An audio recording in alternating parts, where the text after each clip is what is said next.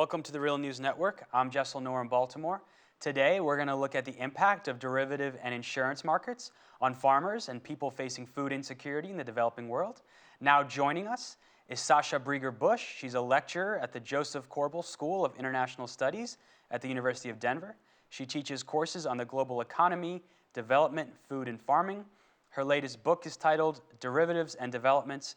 Thank you for joining us. Thank you for having me.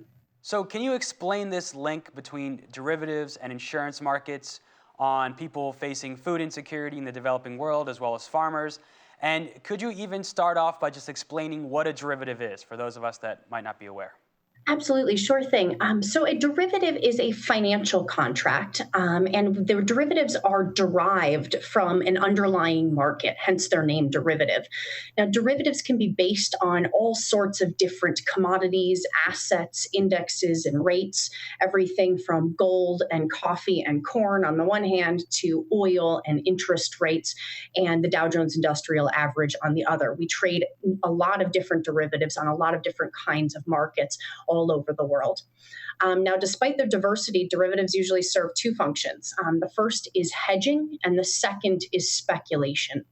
A hedger might enter the derivative market in order to reduce the risk that they face elsewhere in the economy. And historically, farmers have used agricultural derivative markets to create a kind of, to buy a sort of insurance on these markets to protect them from price fluctuations. So, for example, if a farmer is worried that the price of his crop will fall over the next 6 months, the farmer can sell his crop short, meaning that he sells it in advance for a predetermined price.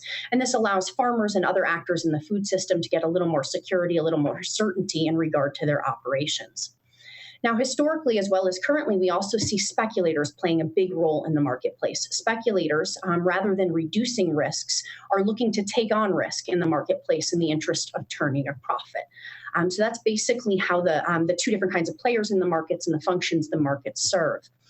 Now, what we're starting to see over the past 10, 20 years or so is that the number of speculators in these markets have been increasing enormously.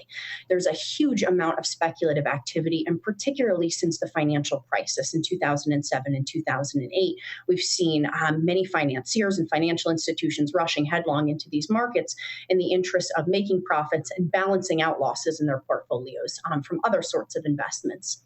Now, this has created all sorts of problems for farmers as well as for consumers in the food system, because the more speculation there is in these markets, the more volatile prices become. And volatility, when prices rise too high, is very detrimental to consumers, particularly poor urban consumers and poor rural consumers. And on the other hand, when prices fall very quickly, the other side of volatility, rural livelihoods and farmers, particularly small farmers, are thrown into tumult as well. So either side of the volatility coin is detrimental to somebody in the food system. And this is why historically we've tried to maintain more stable food prices. And derivatives markets are kind of throwing a monkey wrench into price stability these days. So explain how this is facilitating a transfer of wealth from farmers and agriculture to the financial sector. Absolutely. So the derivatives markets, what we see, agricultural derivatives markets, this is providing a context within which financial institutions and financial actors can make enormous profits by betting on the prices of commodities.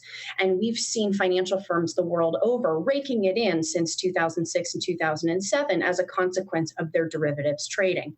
So this is the one side of the system, the financial context within which people are making lots of money off of derivatives. On the other hand, the more speculative trading there is in the markets, the more volatile food prices become. And the costs of volatile food prices are borne disproportionately by the world's poorest actors. For example, poor urban consumers or poor farmers. Risk and volatility generally hit the poor hardest. And given that the poor spend much more of their income on food than we do in wealthier countries, the impact of rising and volatile food prices is greater for them as well.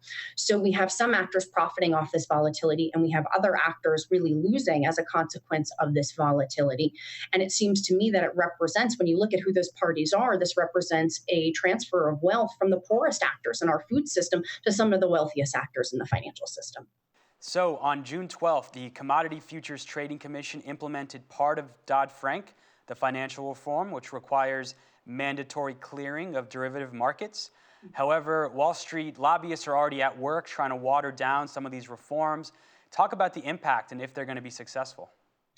Sure. In regard to bringing OTC derivatives on into organized clearinghouses, I think this is a wonderful idea. I think it's pretty inadequate, though, while it's a step in the right direction.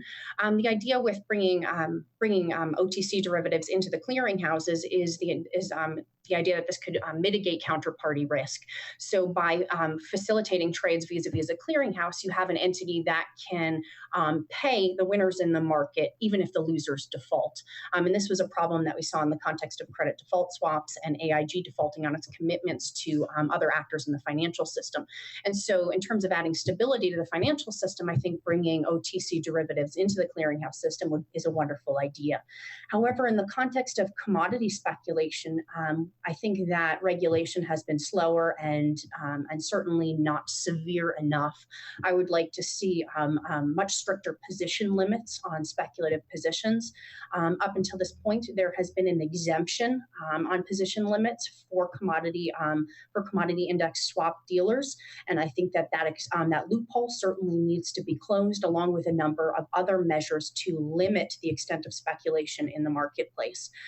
Again, those in the market who are least able to bear volatility and risk are having it foisted upon them by actors that are very wealthy, very powerful, and very sophisticated. It strikes me as a really clear-cut case of injustice. And if the regulation is lacking and you have the impacted populations that are already the most marginalized and with the probably least political clout as far as influencing policy, what is it going to take to remedy the causes of this redistribution, of this increasing food scarcity? What's very interesting is that I think we in the United States, as well as regulators in Europe, could really take some interesting lessons from new exchanges and regulators in the developing world. In the Chinese and Indian cases, we see much more severe regulation of speculative instruments and speculative traders in the marketplace. And so I think that moving forward, we have actually a number of examples out there about what better regulation could look like. In addition, I think that looking at the derivative side of things is really only part of the problem. We have a global food and agricultural system that is marked by price swings and volatility and risk.